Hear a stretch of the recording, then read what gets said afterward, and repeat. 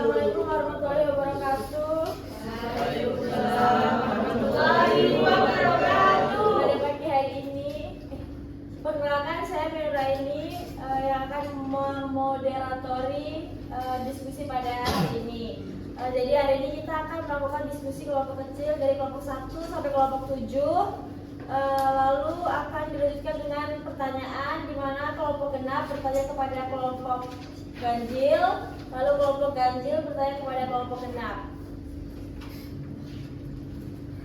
Untuk waktu presentasi minimal 10 menit per kelompok.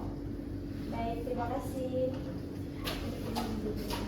Silakan untuk kelompok 1 untuk melanjutkan lebih dahulu melakukan presentasi.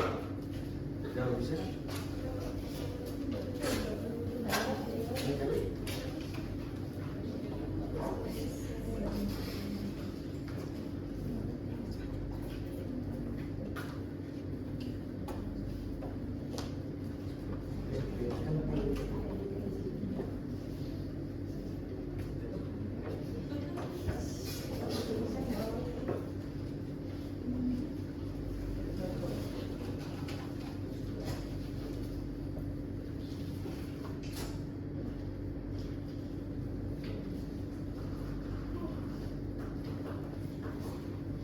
Baik, di sini saya perwakilan dari kelompok 1 akan mempresentasikan hasil dari kerja kelompok kami. Langsung saja, masalah etik confidentiality atau kerahasiaan. Confidentiality atau kerahasiaan merupakan salah satu prinsip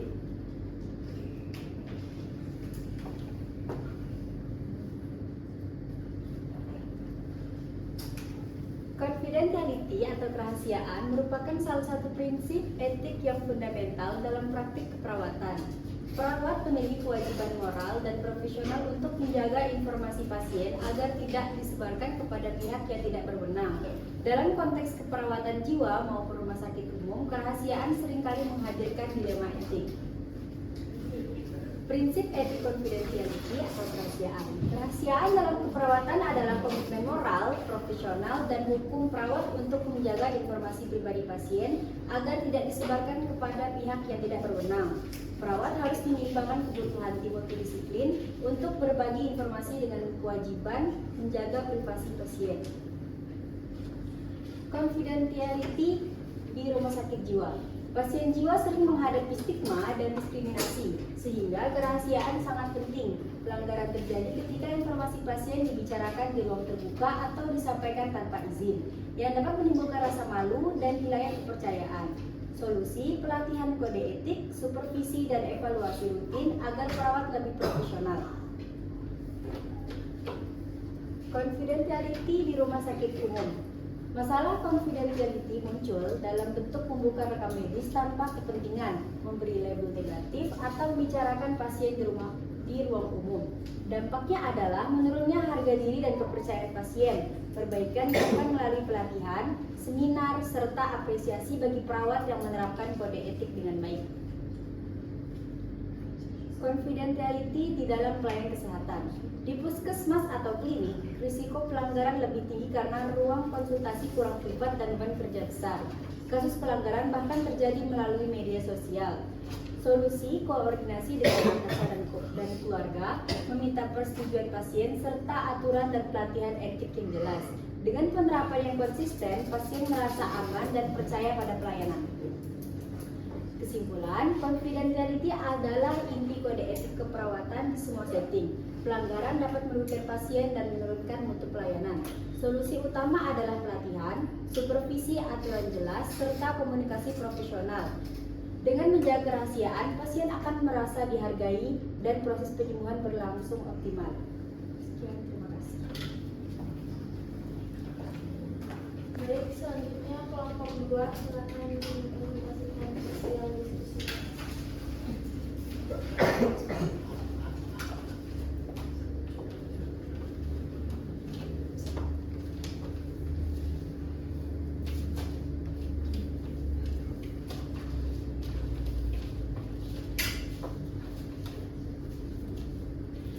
Baik, perkenalkan saya Dwi Naila, perwakilan dari kelompok 2 yang akan menyampaikan presentasi hasil kelompok kami.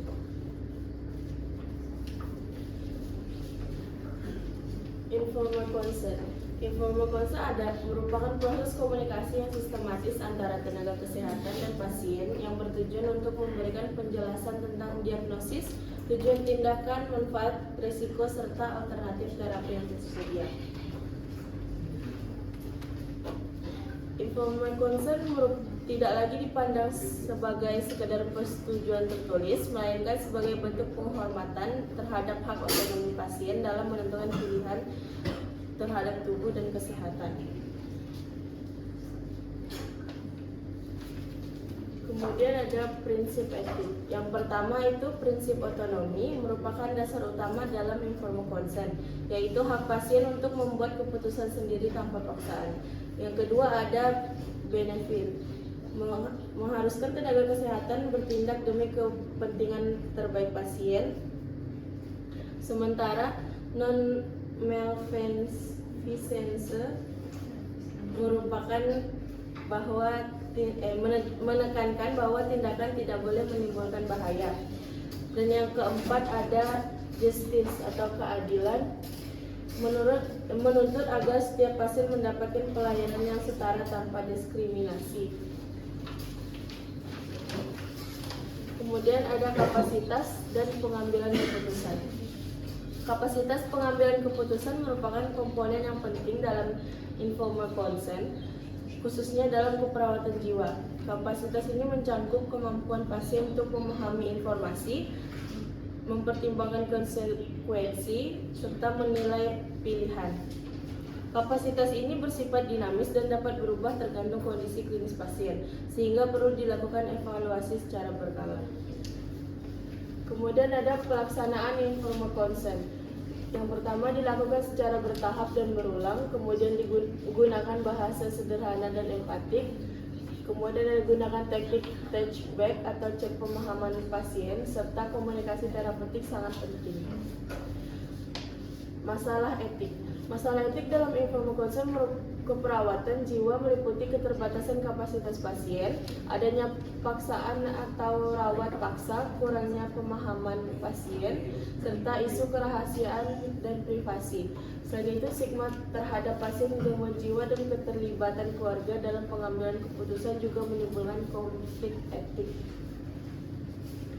Kemudian peran perawat dan implikasi. Peran perawat memiliki peran penting sebagai edukator, advokat, penilai kapasitas, fasilitator komunikasi, serta pelindung privasi pasien. Informal consent juga memiliki implikasi etik dan hukum karena menjadi dasar legal tindakan medis. Oleh karena itu, proses ini harus dilakukan secara benar, tanpa paksaan, serta tetap menghormati hak dan martabat pasien. Sekian presentasi dari saya. Silakan Bapak Ketua.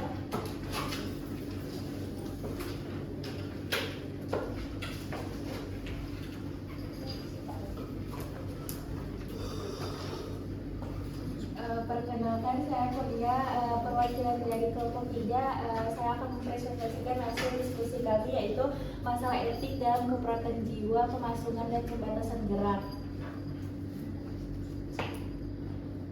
Nah, menurut survei WHO menunjukkan bahwa 1 dari 1000 penduduk dunia mengalami gangguan jiwa. Berdasarkan data Rikesdes Kemenkes 2018, jika dibandingkan dengan Rikesdes 2013, rasio rumah tangga dengan anggota keluarga yang menderita skizofrenia meningkat dari 1,7% menjadi 7%. Dan proporsi rumah tangga dengan anggota keluarga skizofrenia yang dipasung relatif lebih besar dari 14,3% menjadi 14%. Nah, gangguan jiwa masih menjadi masalah kesehatan yang serius baik secara global maupun nasional. Data menunjukkan adanya peningkatan kasus skizofrenia serta masih ditemukannya praktik pemasungan di masyarakat. Banyak ODGJ dirawat oleh keluarga di rumah, namun dengan keterbatasan dan pengetahuan, stigma, rasa malu, serta faktor ekonomi dan kurangnya akses layanan kesehatan menyebabkan penanganan yang kurang optimal.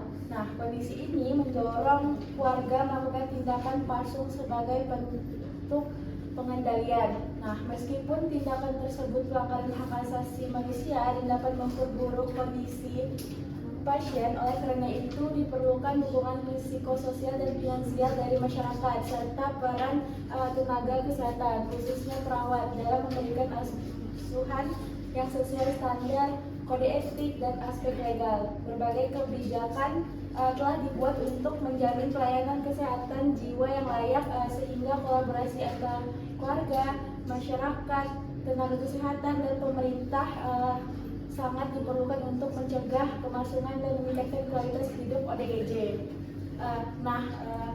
Perawat saat menghadapi masalah yang dilematik harus memahami dilema yang dialami. Tentunya harus berdasarkan sesuai dengan prinsip etik keperawatan dan tetap mematuhi aturan hukum yang mengaturnya. Saat ini ada 4 prinsip etika keperawatan. Yang pertama itu autonomi. Autonomi ini adalah hak untuk menentukan nasib sendiri. Dalam prinsip autonomi, seseorang memiliki hak untuk menolak pengobatan, perawatan, pembedahan, atau intervensi medis lainnya, terlepas dari manfaat apa yang mungkin didapat darinya. Oleh karena itu, jika pasien memilih untuk tidak menerima pengobatan yang berpotensi memberikan manfaat, perawat harus tetap menghormati pilihan tersebut. Yang kedua itu ada beneficiensi atau berbuat baik. Beneficiensi ini adalah prinsip bioetik untuk keutuhan kesehatan pasien dengan melakukan pencegahan kerugian, menghilangkan kondisi yang membahayakan, dan seringkali melampaui apa yang diwajibkan oleh hukum. Dan yang ketiga itu ada non-maleficiency atau tidak mencederai. Non-maleficiency yang dikenal dengan prinsip do not harm adalah prinsip bioetik yang menetapkan kewajiban untuk tidak merugikan serta menyeimbangkan kerugian yang dapat dihindari dengan manfaat positif yang dicapai jika dihadapkan kepada masalah kesehatan yang mengancam nyawa.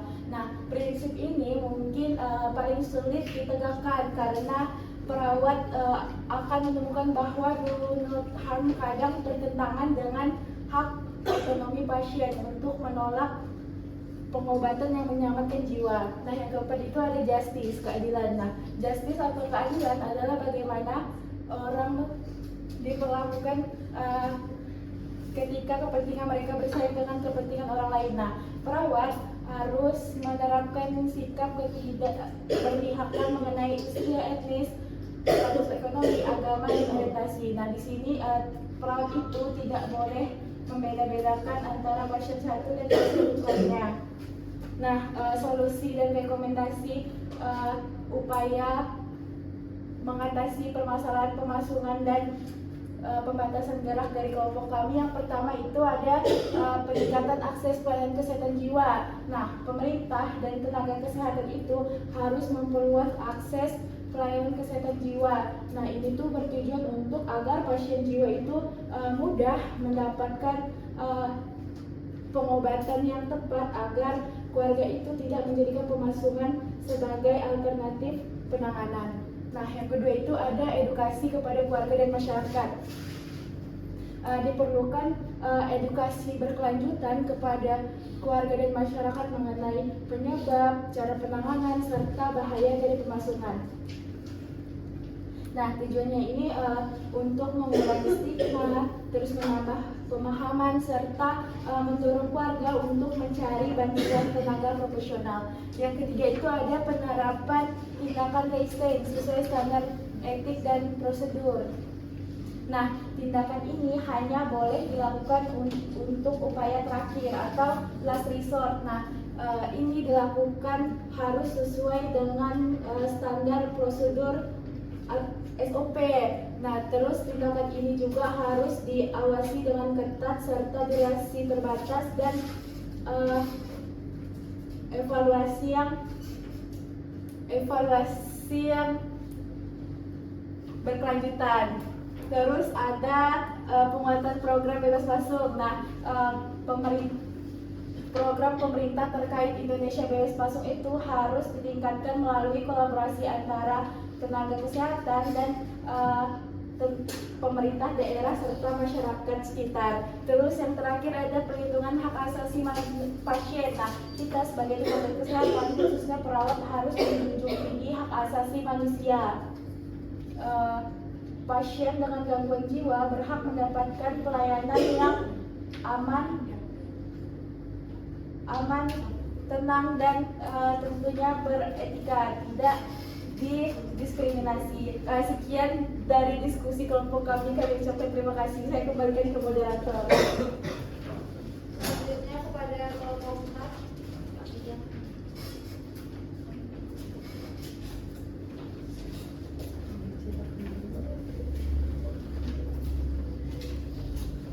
Selamat pagi semuanya.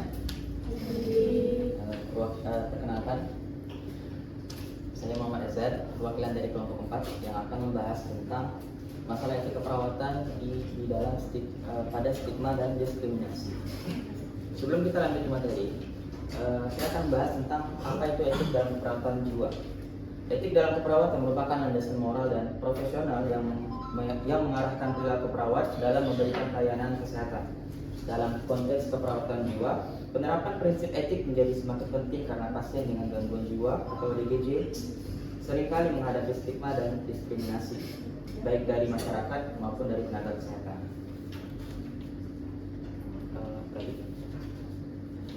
Nah, kita langsung masuk ke materi. Apa itu stigma?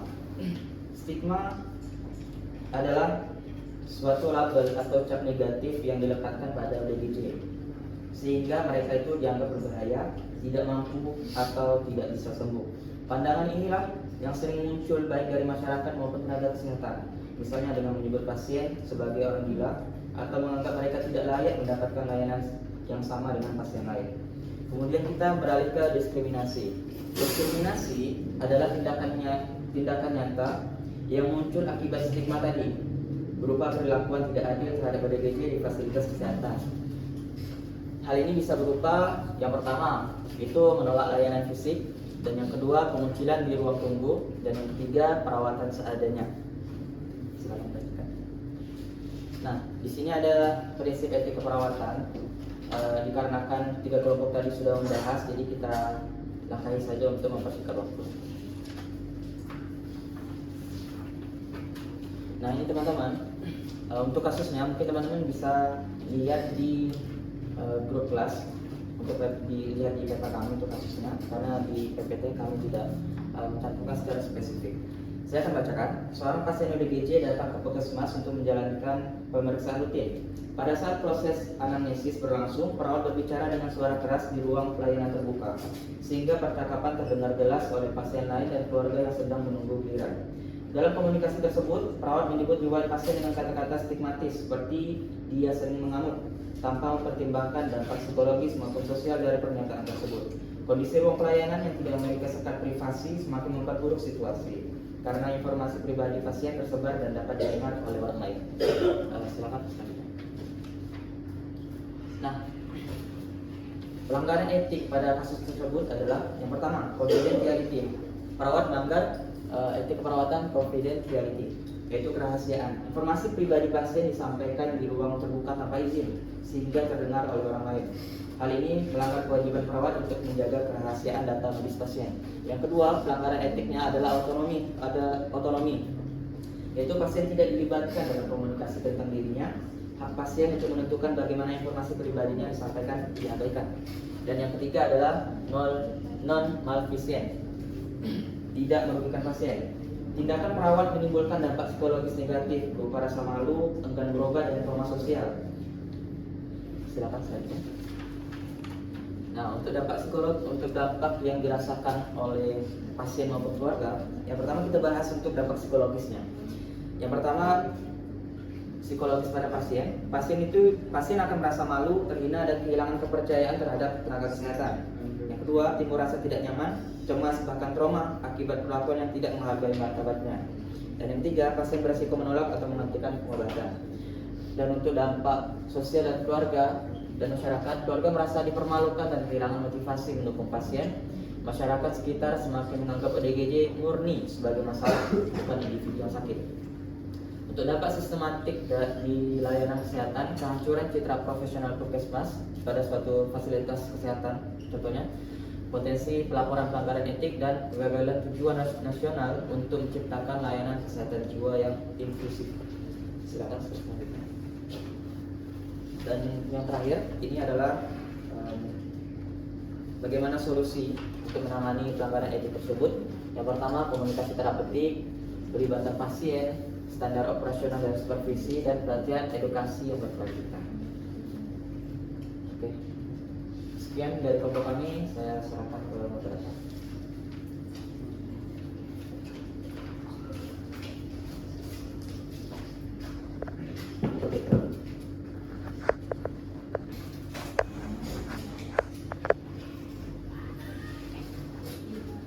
Selanjutnya pada kelompok 5 dipersilakan.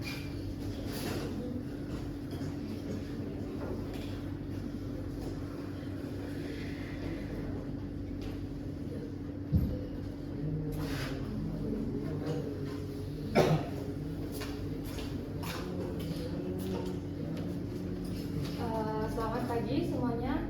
Di sini sebelumnya perkenalkan, nama saya Dina Anita, saya perwakilan dari kelompok 5. Di sini saya akan presentasikan hasil diskusi kami tentang over medikasi dan under treatment. Adapun agenda yang akan dibahas yaitu pertama kasus, kedua analisis berdasarkan prinsip benar obat, ketiga analisis berdasarkan peraturan perundang-undangan, keempat analisis berdasarkan prinsip etika, dan kelima faktor penyebab, dan terakhir solusi. Nah, di sini ada kasus over medikasi. Seorang pasien dengan skizofrenia yang mengalami halusinasi diberikan terapi kombinasi beberapa obat antipsikotik dengan dosis tinggi. Pemberian obat ini dilakukan dengan tujuan mempercepat penurunan gejala, namun tidak disertai dengan evaluasi dan monitoring yang optimal terhadap kondisi pasien. Akibatnya, pasien mengalami efek samping seperti sedasi berlebihan, penurunan kesadaran, serta gangguan motorik seperti tremor. Kondisi ini menunjukkan bahwa pemberian obat tidak sepenuhnya mempertimbangkan respon individu pasien dan beresiko menimbulkan bahaya sehingga dapat dikategorikan sebagai over medikasi. Ada analisis kasus prinsip benar obat. Nah, yang pertama itu benar dosis. Dosis yang diberikan harus sesuai kebutuhan pasien. Pada kasus ini, dosis terlalu tinggi sehingga menimbulkan efek samping. Yang kedua, benar obat.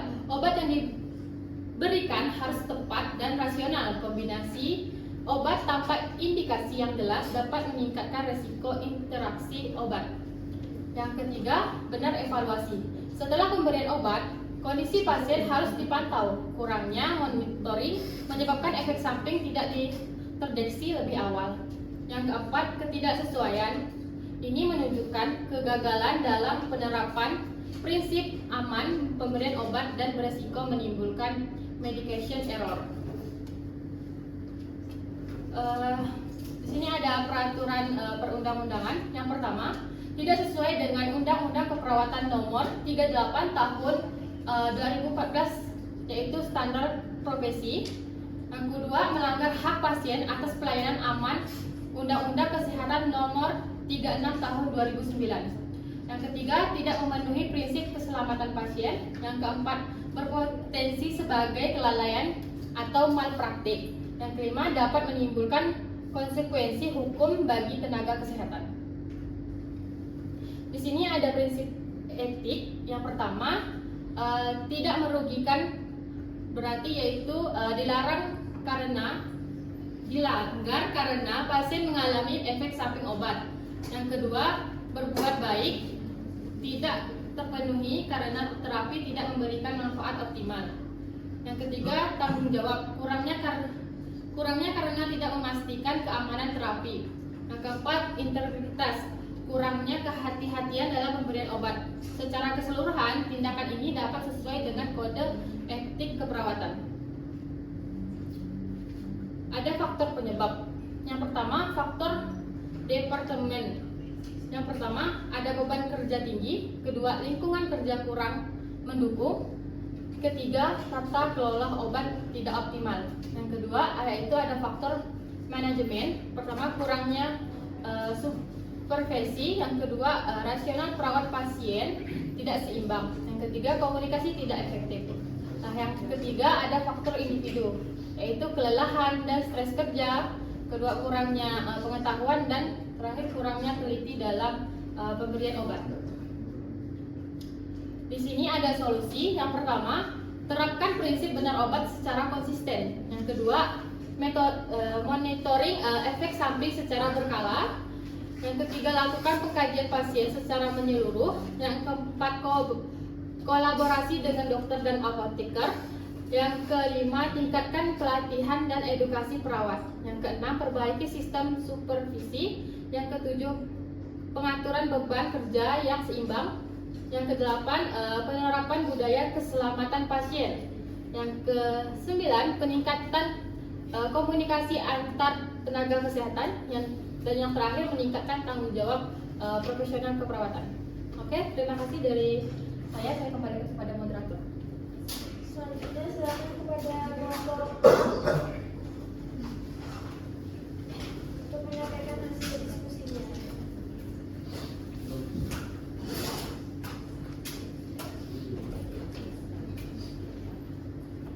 Baik, saya Safitri, perwakilan dari kelompok 6 yang akan mempresentasikan hasil dari kelompok kami. Nah, di sini ada latar belakang. Menurut Harifah, kualitas pelayanan kesehatan merupakan faktor utama yang menentukan kepuasan pasien serta keberhasilan pelayanan medis di fasilitas kesehatan. Jutaan kematian di negara berkembang disebabkan oleh kualitas pelayanan kesehatan yang buruk, yang mencerminkan masih rendahnya mutu pelayanan ketika pelayanan tidak optimal. Maka pasien merasa tidak puas, waktu tunggu yang lama, dan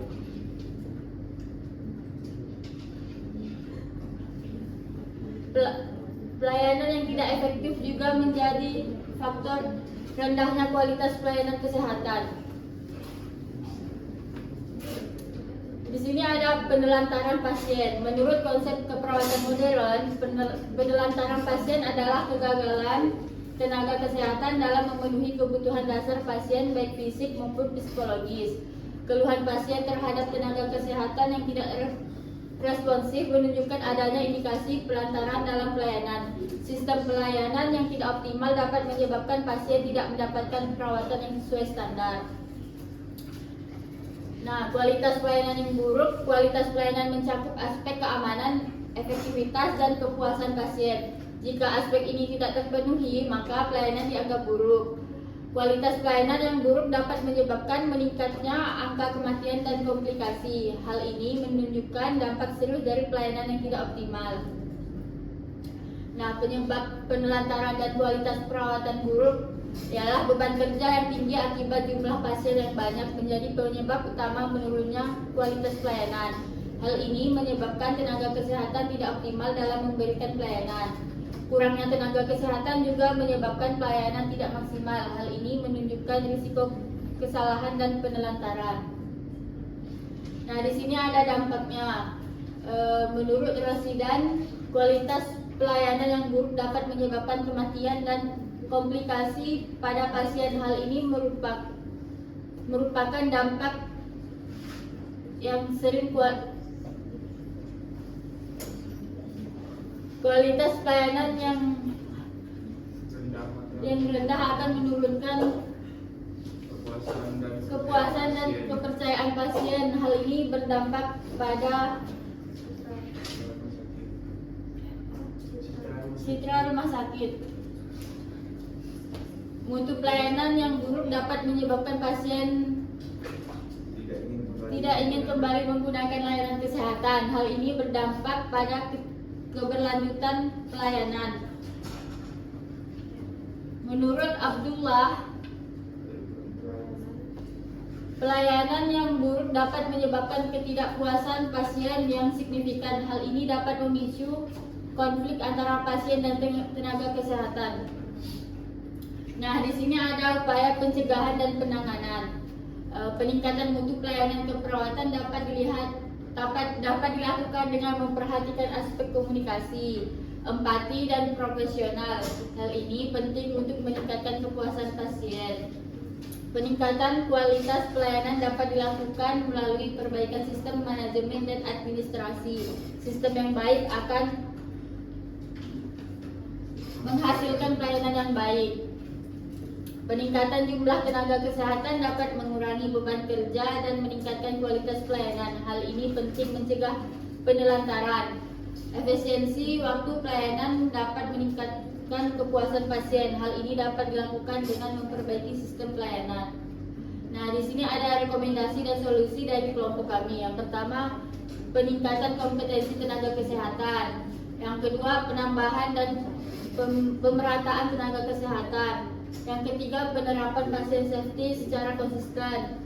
Yang keempat, perbaikan sistem manajemen pelayanan. Yang kelima, peningkatan komunikasi dan kerja tim. Yang keenam, penyediaan sarana dan prasarana yang memadai. Yang ketujuh, evaluasi sistem pelaporan insiden. Yang terakhir, peningkatan empati dan etika profesi. Nah, kesimpulannya, kualitas pelayanan kesehatan merupakan faktor utama dalam menentukan kepuasan dan keselamatan pasien. Penelantaran pasien dan kualitas perawatan buruk merupakan masalah yang saling berkaitan dalam pelayanan kesehatan. Pelayanan tidak berkualitas dapat menyebabkan dampak serius seperti komplikasi hingga kematian. Hal ini menunjukkan pentingnya peningkatan mutu pelayanan. Sekian dari kelompok 6, saya kembalikan ke moderator. Baik, selanjutnya untuk kelompok 7 silakan menyampaikan hasil diskusinya.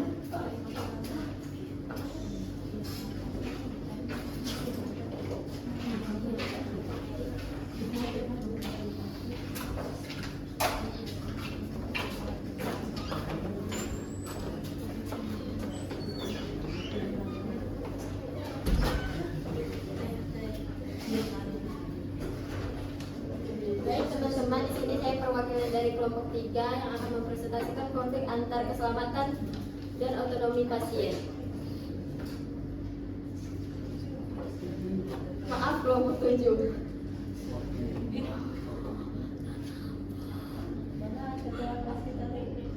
Pelayanan kesehatan merupakan klinis.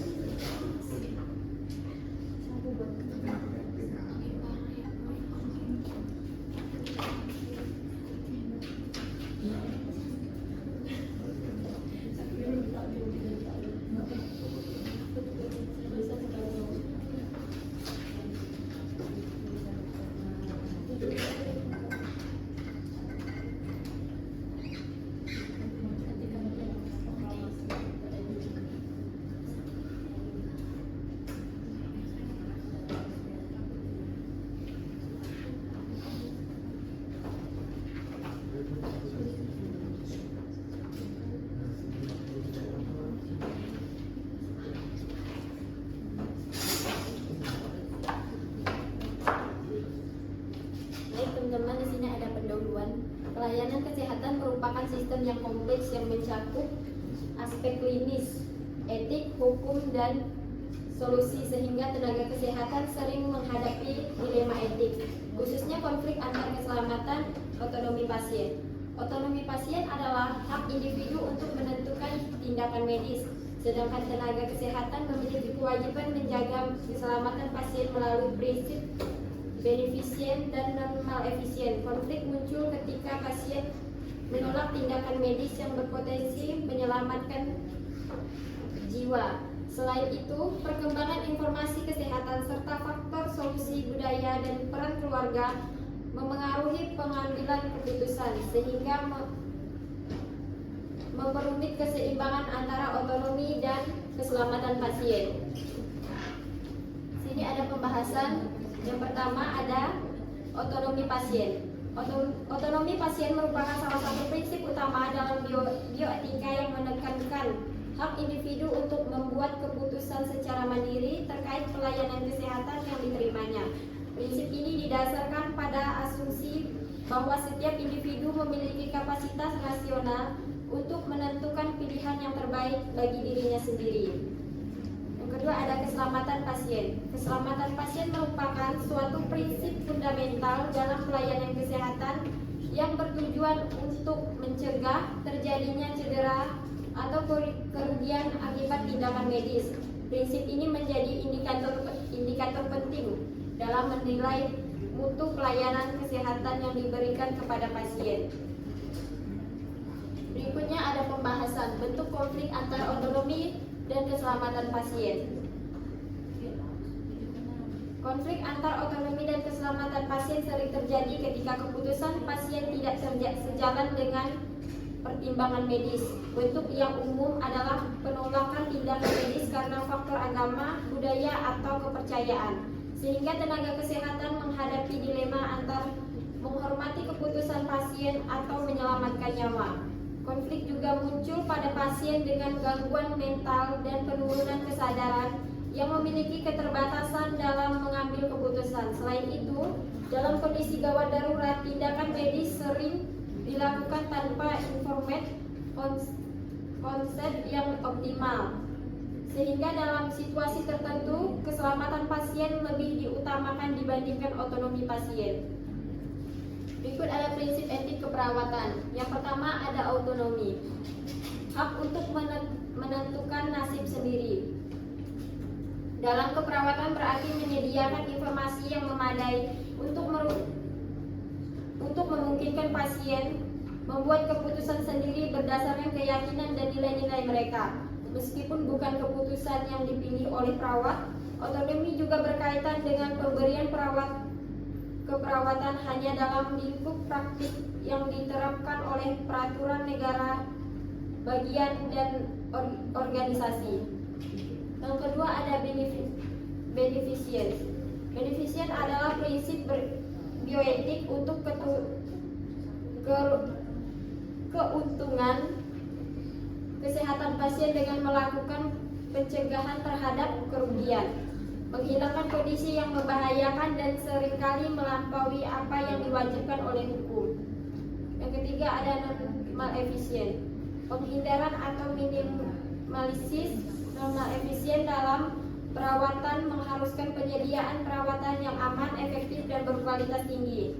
Non-malefisien yang dikenal dengan prinsip dan no harm adalah prinsip bioetik yang menetapkan kewajiban untuk tidak merugikan serta menyeimbangkan kerugian yang dapat dihindari dengan manfaat positif yang dicapai.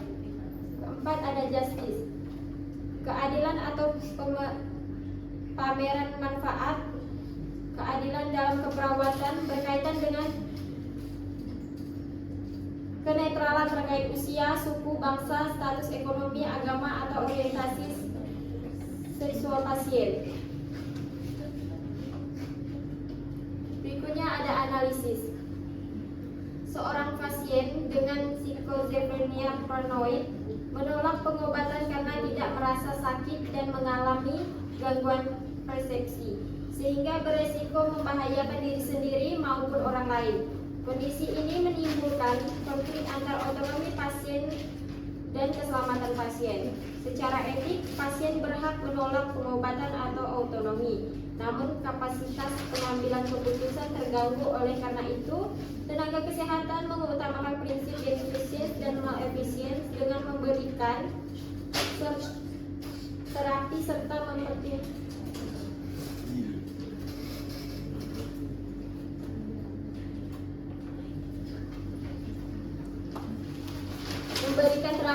mempertimbangkan restrain sebagai upaya terakhir. Prinsip justice tetap menjamin pasien memperoleh perawatan yang adil dan bermartabat.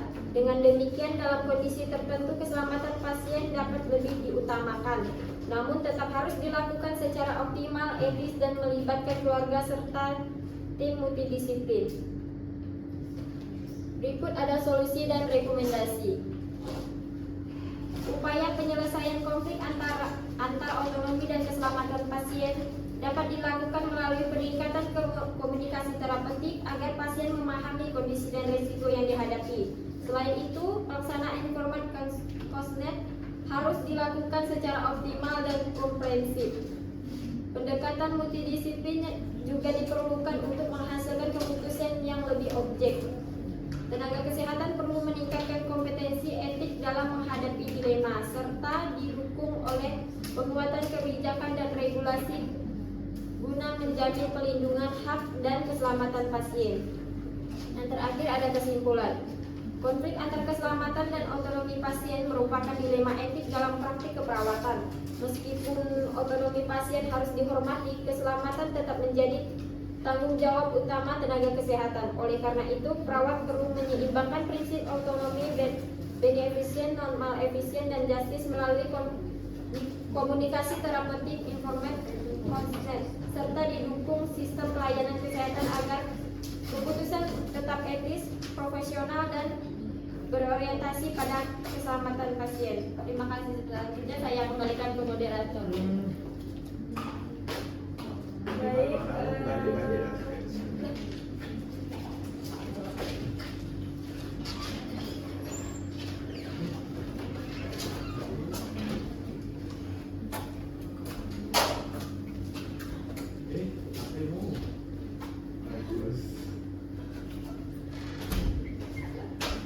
Baik, selanjutnya akan dibuka sesi pertanyaan di mana kelompok 1 bertanya kepada kelompok 7, kelompok 2 bertanya kepada kelompok 1, kelompok 3 bertanya ke kelompok 2, kelompok 4 bertanya ke kelompok 3, kelompok 5 bertanya kepada kelompok 4, kelompok 6 bertanya kepada kelompok 5, dan kelompok 7 bertanya kepada kelompok 6.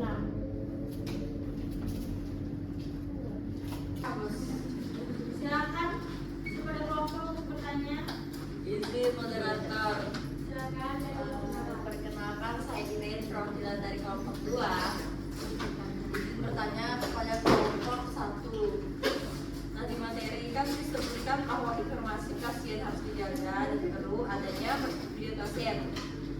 Lalu bagaimana kalau perawat yang memberikan informasi ke keluarga tanpa izin pasien? Apakah itu bisa dibenarkan hanya karena alasan empati atau kepedulian? Bagaimana kelompok? Jelas. Baik, terima kasih. Silakan. Kepada kelompok 3, apakah sudah ada pertanyaan?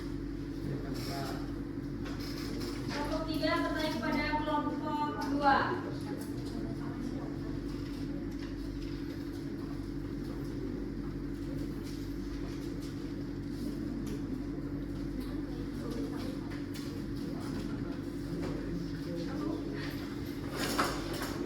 Silakan kepada kelompok 4 untuk bertanya kepada kelompok 3.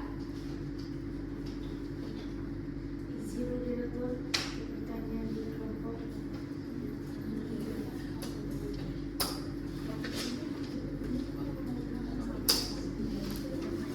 Kalau misalnya pasien gangguan mental terus dia menolak pengobatan karena merasa diri tidak sakit, nah apakah itu masih bisa dibilang keputusan otonom atau sebenarnya pasien tidak sepenuhnya bisa memutuskan pengobatan? Bagaimana kelompok 3? Apakah bisa dipahami?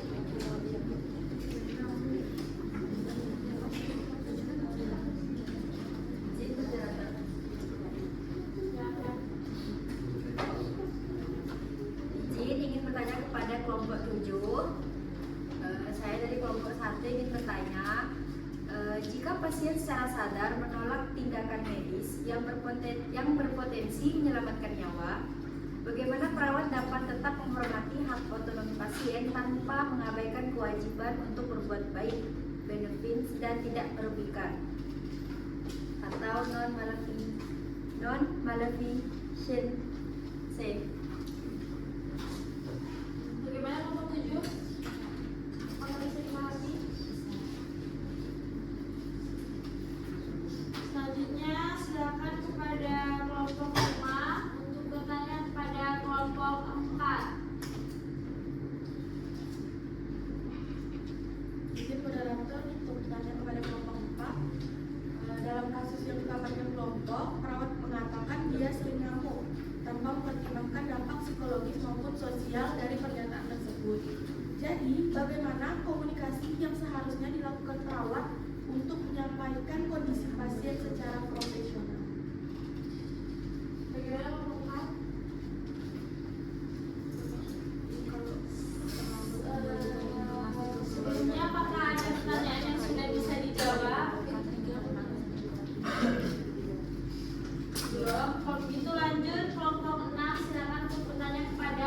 Izin moderator. Jika tujuan awal pemberian obat dosis tinggi itu buat mempercepat kesembuhan pasien, kenapa justru bisa dikategorikan sebagai malpraktik? Nah, di mana batas antara usaha maksimal dan kesalahan medis? Bagaimana kelompok? Selanjutnya silakan kepada kelompok 7 untuk bertanya kepada kelompok 6.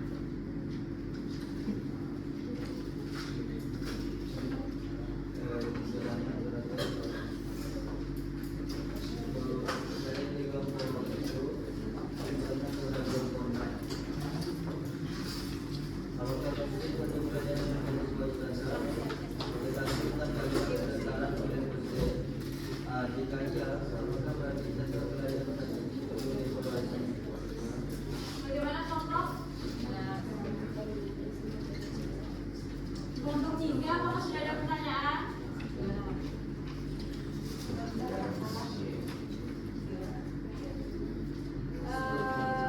Kepada kelompok-kelompok yang sudah menerima pertanyaan, pukul 9.30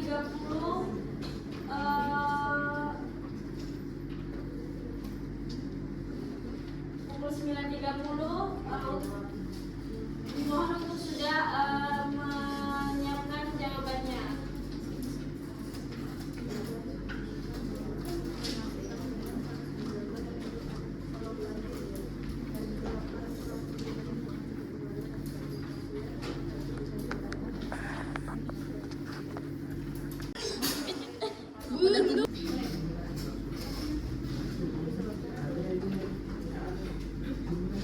Silakan kepada setiap kelompok untuk memaparkan jawabannya.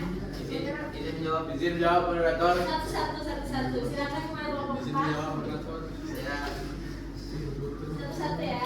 Saya perwakilan dari kelompok 4 akan menjawab pertanyaan dari kelompok 5. Jadi bagaimana cara untuk bersikap profesional dalam melakukan pengkajian yang sesuai dengan kasus yang kami paparkan, yaitu dengan hias yang mengamuk. Jadi yang saya perawat lakukan menggunakan bahasa yang profesional, netral dan berfokus pada fakta klinis, bukan dengan istilah yang berpotensi menimbulkan stigma. Adik-adik mengatakan dia sering mengamuk, perawat dapat menyampaikan bahwa pasien menunjukkan perilaku agitasi atau peningkatan emosi dalam situasi tertentu. Pernyataan seperti itu lebih deskriptif, tidak merendahkan dan tetap menjaga martabat pasien. Bagaimana kelompok? Silakan selanjutnya. Izin menjawab moderator. Dan perwakilan dari kelompok 1 ingin menjawab pertanyaan dari kelompok 2. Di materi tadi disebutkan bahwa informasi pasien harus dijaga dan perlu ada persetujuan pasien. Misalnya, perawat memberikan informasi ke keluarga tanpa izin pasien, apakah itu bisa dibenarkan hanya karena alasan empati atau kepedulian? Jawabannya, pada dasarnya tidak boleh untuk memberikan informasi pasien ke keluarga tanpa izin pasien.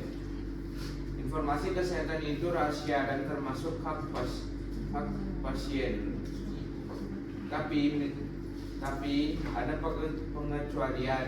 Misalnya ketika pasien tidak sadar, tidak mampu mengambil keputusan, dan kondisi darurat yang membahayakan nyawa, itu boleh dikasih tahu keluarganya, misalnya tanpa izin pasien. Tapi misalnya kalau pasiennya masih sadar, mampu berpikir, harus wajibnya kita harus minta izin sama pasien tersebut dan hormati keputusan pasien. Karena pasien punya penyakit yang aneh-aneh gitu kan, tidak mau keluarganya tahu. Tapi kita harus menjaga rahasia itu. Terus rahasia pasien harus dijaga. Empati itu penting, tapi harus sesuai aturan dan etika. Terima kasih sudah. Baik, sebelumnya sabar ya. Sebelumnya silakan kepada kelompok 3 untuk bertanya kepada kelompok 2. Perwakilan dari kelompok 3 ingin bertanya ke kelompok 2. Dalam praktik, bagaimana perawat bisa berperan sebagai advokat pasien ketika keputusan dokter, keluarga, dan keinginan pasien saling bertentangan? Bagaimana kelompok 2? Selanjutnya silakan kepada kelompok pertanyaan? Saya izin moderator. Baik, silakan. Dari kelompok berapa? Perkenalkan saya Sekretari Perwakilan dari kelompok 6 ingin menjawab pertanyaan dari kelompok 7. Di sini kan pertanyaannya, apakah mungkin suatu pelayanan sudah sesuai standar, tetapi tetap dianggap pelanggaran oleh pasien? Jika iya, apakah berarti standar pelayanan saat ini perlu dievaluasi? Jawabannya iya, itu sangat mungkin terjadi. Pelayanannya bisa saja sudah sesuai standar secara teknis. Misalnya prosedur sudah benar, obat sudah diberikan tepat, dokumentasi lengkap, tapi tetap dianggap pelanggaran oleh pasien. Kenapa? Karena standar biasanya fokus ke aspek medis dan prosedural, sedangkan pasien menilai dari pengalaman langsung yang mereka rasakan. Contohnya, tenaga kesehatan sudah menangani pasien sesuai SOP, tapi komunikasinya kurang, wajah terlihat cuek, atau pasien merasa tidak diperhatikan. Dari sisi petugas mungkin sudah benar, tapi dari sisi pasien terasa seperti diabaikan. Jadi, kalau hal seperti ini terjadi, itu bukan berarti standarnya pasti salah. Tapi bisa jadi standarnya belum cukup menyentuh aspek yang dirasakan pasien, seperti komunikasi, empati, dan kehadiran tenaga kesehatan. Standar yang terlalu fokus ke teknis bisa kehilangan sisi manusiawinya. Intinya pelayanan yang baik itu bukan cuma soal sesuai aturan, tapi juga bagaimana pasien merasakan diperlakukan. Bagaimana kelompok? Sekarang selanjutnya kelompok 3. Jadi menjawab pertanyaan kelompok 4. Pertanyaannya, kalau misalnya pasien gangguan mental terus ia menolak pengobatan karena dirinya tidak sakit, nah apakah itu masih bisa dibilang keputusan otonom atau sebenarnya pasien tidak sepenuhnya bisa memutuskan pengobatan? Jawabannya, penolakan pengobatan pasien gangguan mental tidak selalu dapat dianggap sebagai keputusan otonom. Hal ini tergantung pada pasien dalam memahami kondisi dan konsekuensi dari keputusannya. Jika pasien tidak memiliki kesadaran diri terhadap penyakitnya, maka keputusan tersebut tidak sepenuhnya atau hak pasien. Sehingga kita sebagai tenaga kesehatan perlu mengambil tindakan dengan mempertimbangkan prinsip etik, benefit dan non malevolence demi keselamatan pasien sendiri.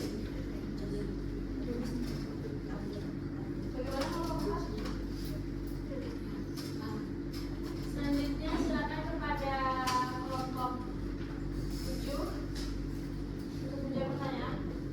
Baik, dan kelompok 7 menjawab pertanyaan dari kelompok 1. Dalam situasi pasien yang melakukan tenaga medis untuk menyelamat nyawa, perawat harus memastikan keputusan dibuat secara kompeten dan berdasarkan pemahaman yang cukup melalui edukasi dan komunikasi yang jelas. Jika pasien tetap menolak, keputusan tersebut harus dihormati sebagai bentuk otonomi. Perawat tetap menjaga prinsip berbuat baik dan tidak merugikan dengan memberikan perawatan suportif terbaik, menjaga keselamatan serta melakukan dokumentasi secara profesional.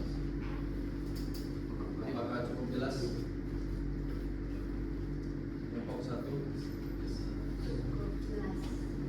Terima kasih.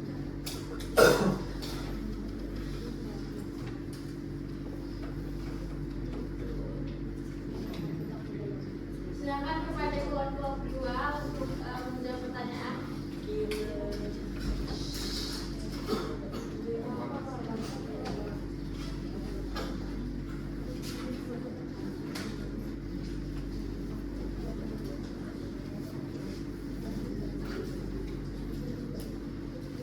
Izin moderator menjawab pertanyaan dari kelompok 3.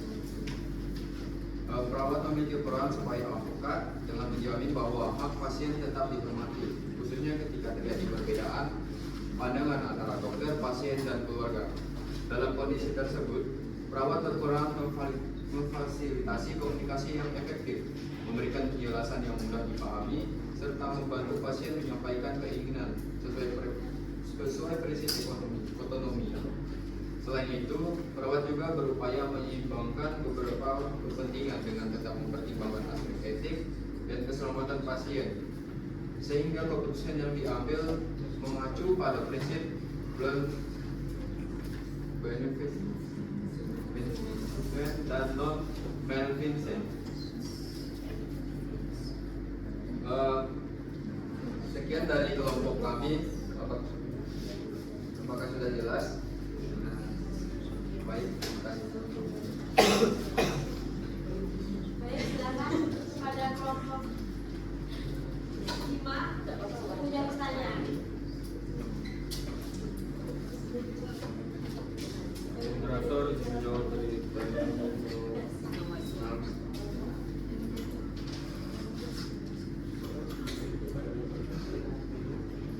langsung ke jawabannya.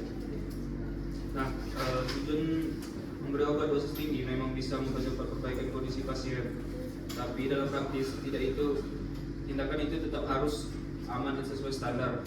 Nah, dalam paper kami ini kan dijelaskan bahwa pemberian obat harus mengikuti prinsip yang benar, termasuk benar dosis dan adanya evaluasi kalau dosis terlalu tinggi dan tindakan dipantau dengan baik justru bisa menimbulkan efek samping yang membahayakan. Nah, sehingga masuk ke dalam kesalahan medis. Batas antara usaha maksimal dan kesalahan medis sih sebenarnya ada pada cara tindakan itu. Nah, dilakukan usaha maksimal berarti terapi diberikan sesuai kondisi pasien, rasionalnya dan harus dipantau. Sedangkan kesalahan medis terjadi ketika tindakan tersebut mengabaikan keselamatan pasien, misalnya memberi dosis berlebihan tanpa evaluasi jelas.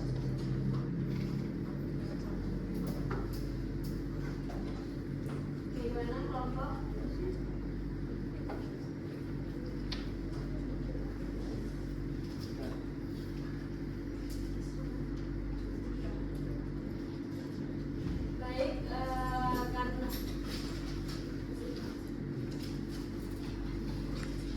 Baik, karena semua pertanyaan sudah dijawab, jadi kita sama-sama mengucapkan alhamdulillah. Alhamdulillahirobbilalamin. Baik, saya tutup sesi diskusi hari ini. Kurang lebihnya saya mohon maaf. Saya Tri, wassalamualaikum warahmatullahi wabarakatuh.